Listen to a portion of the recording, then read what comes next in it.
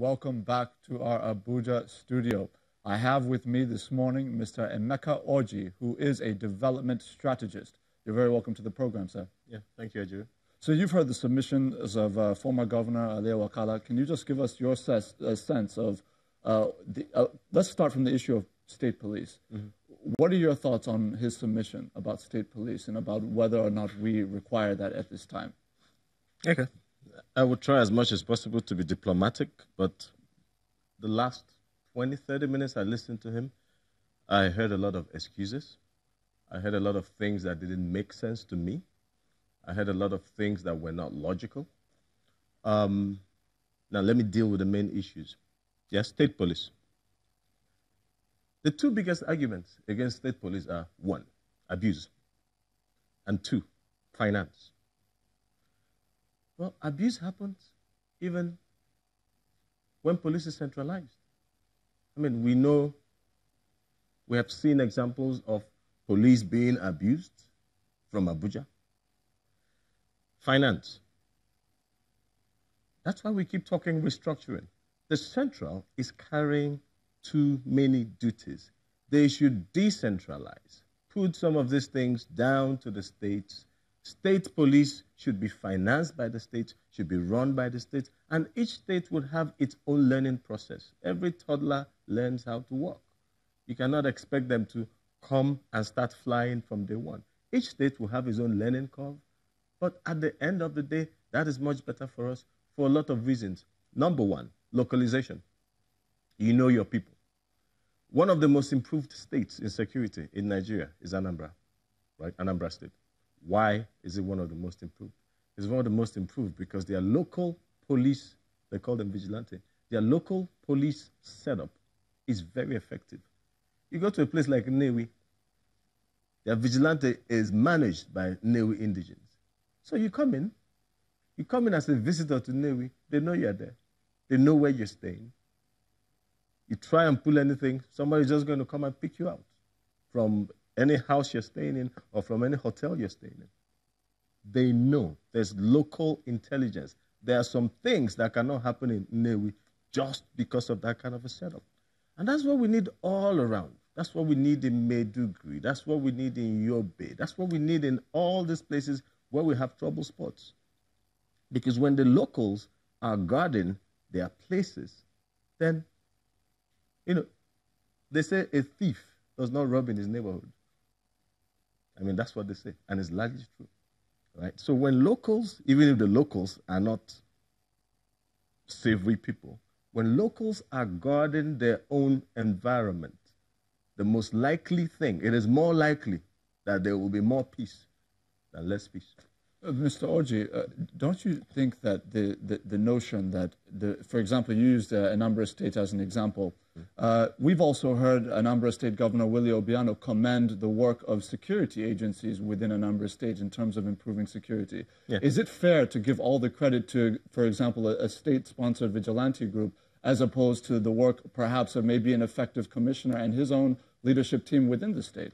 Well, since you pointed out Anambra particularly. No, I'm working on your example because that's what you said. Yes, okay, so let me use that as an example.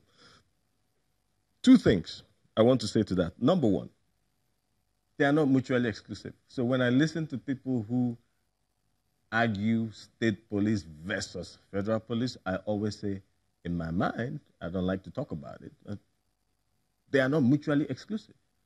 They can coexist, like they have coexisted in Anambra State and delivered good results. I picked a town, Nnewi, particularly. Nnewi, as a case study, yes, right? Nnewi probably has the highest number of billionaires in Nigeria per capita or per meter, per square meter. Yeah? And the highest concentration of multi-billion naira businesses. And so security is very important in a town like that. Now, I would say, from my estimation, I would say that Nnewi is policed maybe 70, 80% by the local vigilante. So that's not to take anything away from what the federal police and other allied agencies are doing in Nnewi. But my point is, The locals bring something that the federal can never bring. The federal right now brings something because of how they are positioned. But over time, these two can work together. And over time, one grows and while the other one fades out. So it's like a handover. And it doesn't even have to completely end. There can still be some oversight down the line, regulation to ensure that abuse is not escalated, because I don't think you can stop abuse completely. So you've cited a successful case study using the vigilante group in Newi. Yes. Now, let me take you to Borno State now, where you've essentially said, why don't we replicate this formula, if you will, in some of these other states? I reference you to the Boys program, where you have young men, local vigilantes armed by the joint, kind of a joint collaboration between the military and the state government in Borno. And you have success stories of areas of Borno State that have been successfully safeguarded by those vigilantes. And then you also have stories of abuse, where you have young men with guns overlording over families, essentially holding them hostage by, saying that you have to give us money or you have to give us this in exchange for protection, and all these kinds of abuses. How do you find a middle ground between institutional security and kind of informal security in such a way that you don't over-empower, if you will, these vigilante groups at the expense potentially of the security and safety of citizens? Well, let's compare the scenario you just explained to us. Let's compare that scenario with what currently is like a 100% federal structure. You have the same issues. The same issues you outlined with the boys in Maiduguri. You have those same issues with the federal structure. So what's my point? My point is, you cannot argue against localization of police based on abuses like this, because it's also happening in the federal. So what you need to do is improve your regulation.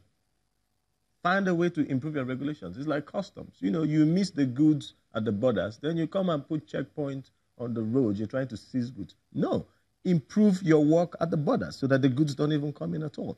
So it's back to regulation. You have to find a way to regulate these activities and balance them out. Sure, and we're going to take a very short break. When we come back from the break, I want to take you up on the issue of funding, potentially state police. Okay. You mentioned that earlier. We're going to delve into that more when we come back from this break. Our viewers, please do stay with us.